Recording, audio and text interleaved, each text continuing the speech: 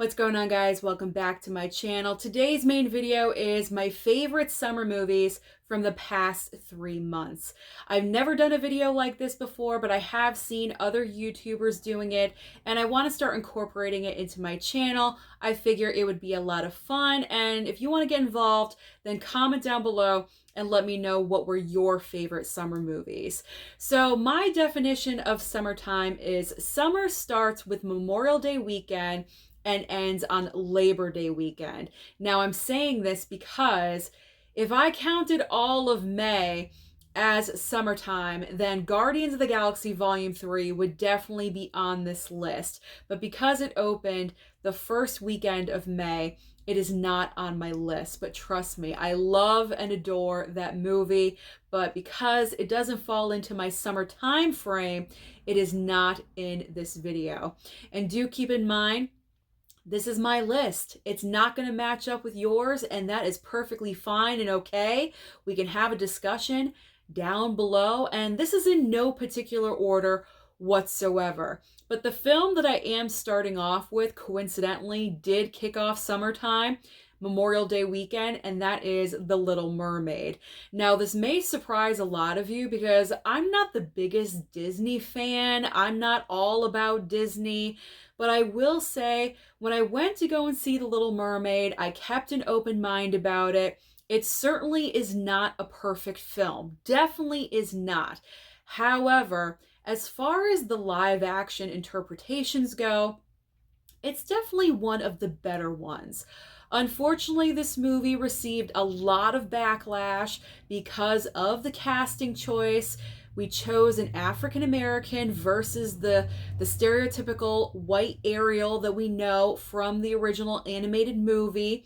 A lot of people did not agree with that.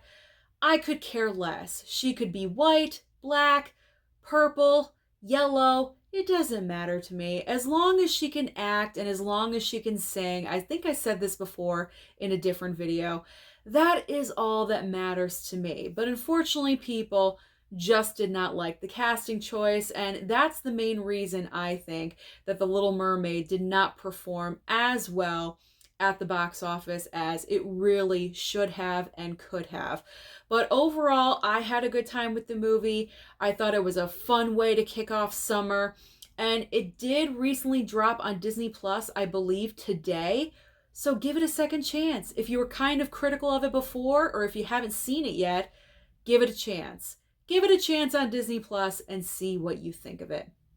Okay, next up on my list, I have my notes next to me. That's why I'm looking over. Next on my list, surprisingly enough, is Transformers: Rise of the Beasts. Now, a lot of you are probably like, Susan, what are you talking about? Why is that one on the best of your summer? Because it was a fun movie. It was a fun time, and it's a special moment because I went to see the film with my dad.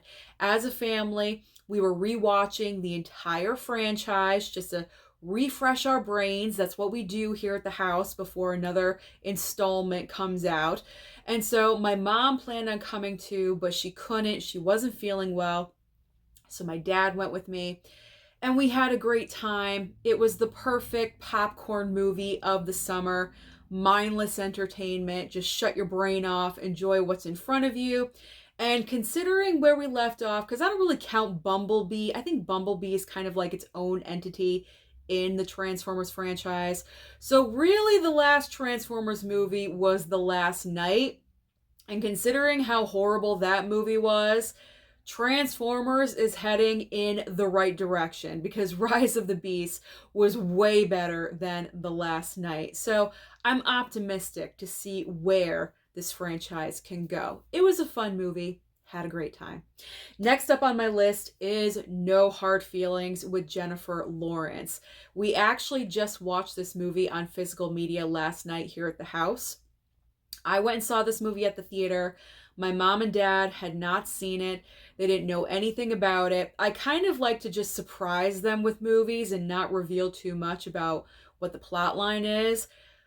We were laughing hysterically, and I love hearing my mom and dad, especially my dad, laugh, because it is just one of the best things in the world to me. They were both cracking up, and it made me feel good because it was the same reaction that I had with this movie in the theater. I absolutely loved watching this movie. It's been a really long time since we had kind of like a no holds bar comedy, because nowadays, I'm going to say it, everyone is overly sensitive, and you can hate me for saying that, but it is true. Like, people just got to lighten up. You got to lighten up. You got to have fun. Everything is not super serious. And I know because of this reason, studios are very cautious about making comedies these days, but this film just really went for it. Jennifer Lawrence, we're seeing her in a part that we're not used to seeing her in at all whatsoever, and she was amazing. She is a comedian. There was a lot of physical comedy in this movie that she really did extremely well. There's one scene where you see everything, and if you know the movie, you know exactly what I'm talking about. She had the courage to put it all out there, and she did. Her co-star, who plays the 19-year-old kid, they had a great dynamic with each other. And what I really love most about this movie, yes, it's a comedy, a little bit raunchy, not as raunchy as I thought it was going to be, but it had a lot of heart and soul to it as well. So it was very multi-layered. And that's what I loved about this movie the most. And that's the reason why it is one of my favorites from the summer. All right, next up is another raunchy comedy. This one is more raunchy than No Hard Feelings, and that is Joyride. If you want to see a raunchy comedy, watch Joyride. I was laughing hysterically during this movie the entire time, pretty much. The only issue that I had with this film, you kind of had two separate plot lines going on at the same time during the movie, and I feel like one plot line kind of got overshadowed by the other one. But other than that, this movie is funny. I thought it was a really smart script. I loved all the casting choices. I thought they all made sense. They were believable. They got along when they did. When they didn't, I believed it. It was just a fun movie that you can go and see with your best friends, your girlfriends, whoever, and just have a great time. And that's what I miss. So to have two great comedies come out back to back from each other with No Hard Feelings and then Joyride, I loved it. I loved it because comedies, smart, good comedies, are very rare these days. Yes, there were some stereotypical moments in Joyride, but that didn't detract from, is that a word? Detract? I think it is. It didn't detract from the fun that I was having with the movie. It was always fun. So Joyride was great. And I believe it's coming out on physical this coming Tuesday on Blu-ray, and I can't wait to pick it up because I want to experience the fun all over again. All right, now we are getting into some action because we have Mission Impossible: Dead Reckoning Part 1. This movie, unfortunately, was a victim of Barbenheimer. If this film came out like the end of August going into September, it would have cleaned up. It would have made so much more money. But unfortunately, it came out right the week, right before Barbenheimer, the entire phenomenon that took over at the box office. So Dead Reckoning, I feel, really hasn't gotten the credit that it really does deserve. Is it a long movie? Yes, it is. It's 2 hours and 45 minutes. However, I will say I was entertained the entire time. I did not, personally for myself, I did not feel the runtime. I know some people said they did feel it. It was a little bit long-winded. I didn't feel it at all. I was invested. I was there with Ethan Hunt. I wanted to know what's happening next, and I was entertained. With this case, I had to watch the entire franchise because I'd never seen it besides Fallout. I saw that movie, but none of the other ones. So I prepped. I watched the entire franchise to get ready for Dead Reckoning. And I'm really looking forward to part 2. There was a lot of great action sequences in this movie. 2 of them being the car chase and also the train at the very end. But I will say, I think I prefer the car chase over the train. And also, Haley Atwell being added into this cast was a great choice because we all know her as Peggy Carter from the MCU, but I feel like she's very underutilized as an actress. She needs more work. So to have her in a high profile franchise, not like MCU isn't high profile, but something different, something other than the MCU.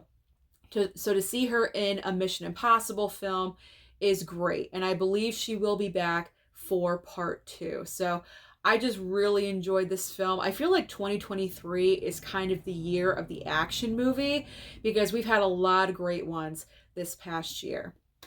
All right, next up. You know it's not Barbie. It's Oppenheimer. It's not Barbie. It is Oppenheimer. And I say this with a lot of surprise because I've said before, I am not the biggest Christopher Nolan fan when it comes to his films. The Dark Knight trilogy, that's a separate thing, you know. I mean, even with those, like, I don't even think The Dark Knight Rises is the best movie. Really, The Dark Knight for me is his best movie, but with Oppenheimer, it's coming close. So when these movies, Barbenheimer, were being released on the same day, I put up a poll on my YouTube community page asking you guys, what movie should I go and see on opening day, Barbie or Oppenheimer? And it was overwhelming. You guys chose Oppenheimer for me. So I gladly went. I mentally prepared myself for this 3-hour movie. I knew I probably was not going to understand the majority of it because, let's be honest, it's a lot of scientific dialogue, a lot of physicists talking. You're not going to understand what it's all about. But the way Christopher Nolan put this film together, absolutely incredible. I didn't understand everything, but you know what? Having closed captioning on my movie screen really helped out a lot. So I think because of that, that's the reason why I really enjoyed this movie, because I was lucky. I went to a theater that had subtitles so I could really understand what was going on. Because with Christopher Nolan films, sometimes the sound quality is not the best, like with Tenet.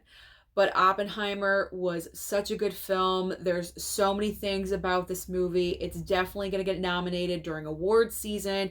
Cillian Murphy is phenomenal as Oppenheimer, and Robert Downey Jr. as well. I am rooting for him to get nominated and also win. Maybe this is his time. This is the movie that he's supposed to win his Oscar for. So I just really enjoyed this film, surprisingly enough. I can't wait to watch it again with my parents because I think they're really going to enjoy it as well. All right, next up. Oh boy. Okay. It's Sound of Freedom. And the reason why I'm saying oh boy is because I know with Sound of Freedom, there's a lot of controversy around this film. However, I am looking at this movie just for the movie itself and the subject that it tackles. I gave this film 5 stars on my Letterboxd because I was so moved by this true story of this man that goes on a mission to find these children that have been taken. This is something, and I know I'm getting serious, and I got serious before when I was talking about Sound of Freedom, but I really can't help it. I know there's a lot of people out there that are going to have differences of opinion when it comes to this movie, that, you know, we've come to learn things about people that were associated with this movie that is extremely unfortunate. But like I said, I'm looking at the movie itself and the message that it's sending and the awareness that it is bringing. And that is what is necessary, because it's very, very disturbing that the subject of this film, human trafficking, child trafficking, has become the #1 illegal moneymaker activity, like besides guns and drugs. That is just so disturbing to me, and it needs to stop. And I'm really hoping that this brings more awareness to parents, because I cannot even tell you How many times I've gone into stores and I'm seeing a mother with 2 or 3 children and she's just not paying attention to her children at all whatsoever. And that's scary because your kids could be gone like that and you wouldn't even know it. So that is my hope for this movie, and that is the reason why it's one of my favorites from the summer. And I'm putting all the other stuff off to the side because I like to look at a movie for the message it's trying to send and what it's trying to say, and not so much the controversy surrounding the film. So I hope you guys understand my reasoning as to why this movie is on my list, and don't go too harsh on me in the comments. Also, I know some people were saying that this movie is not 100% accurate, but that's any biopic or any true story. When movie studios make a movie about a true life event, liberties are taken. I mean, a perfect example is Bohemian Rhapsody. Not everything in that film happened exactly the way it was portrayed in the movie. Liberties are always taken. So, taking all of that into consideration, I enjoyed Sound of Freedom. It's a great message to send. I'm sorry I got so serious, but when it comes to such a topic that really needs more attention, I get passionate about it. And I think I mentioned this before in a prior video. So I got serious. You got serious, Susan, for like 2 seconds. All right. 2 more movies on the list. Let's move on to the only horror film on the list. It is Talk to Me. Talk to Me. Now, this one, I wasn't exactly sure if I wanted to go to the theater to see this movie. I was kind of freaked out, I gotta be honest, after seeing the trailer a few times, more than a few times. But I was kind of like, I don't know, maybe I'll just wait for physical and I'll pick it up. But I said, you know what? Let's experience it at the movie theater. This is where you're supposed to experience movies, so let's go and see it. So I went. I went by myself. It was like a random Monday afternoon. What a better time to see a horror film. And I do have to say, after seeing Talk to Me, I would not be surprised if Talk to Me ends up being the #1 horror movie of 2023. The entire concept and the idea of this film is very original, and that is something that is desperately needed pretty much across the board in every single genre, but in particular in the horror genre. We need more originality. Just, we don't need sequels and prequels. We don't need that all the time.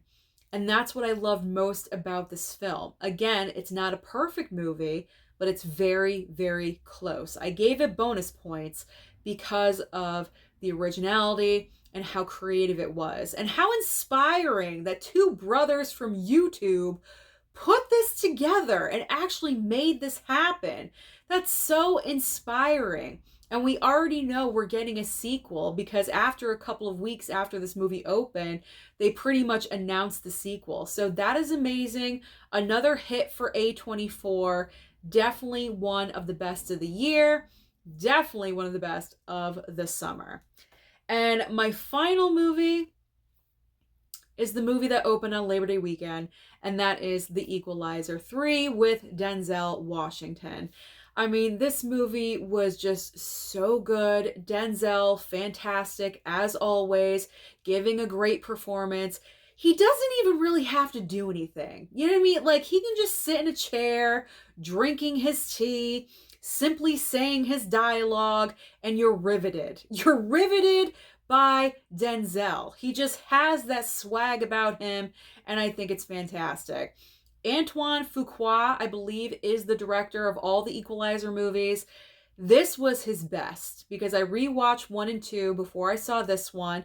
Again, refresh the memory. Got to refresh that brain. This one was the best. It looked phenomenal. It takes place in Italy. It is beautiful. Denzel is bonding with all of these characters and he's getting used to the setting. And I just really enjoyed it. It is a little bit slow moving, I would say, in the first like 20, 30 minutes of the film. Kind of slow. It's not nonstop action throughout the entire movie, but that's okay. And if this ends up being the concluding chapter of a trilogy, because I'm not sure if we're going any further with these movies, so if we just have a trilogy, we're ending on a high note because this will be one of the best trilogies of all time because all of these movies stand on their own. And plus, I will say, another bonus, Dakota Fanning in this film was so wonderful because way back in the day, 25 years ago, her and Denzel co-starred in Man on Fire together, and she was just a teeny tiny little girl. And so to see them together so many years later, sharing scenes, having dialogue, having that chemistry, it was just so wonderful to see. It actually put a smile on my face. So those are my favorite summer movies of 2023. Comment down below and let me know what were your favorites. Don't forget to like and subscribe before you leave, and I'll see you next time.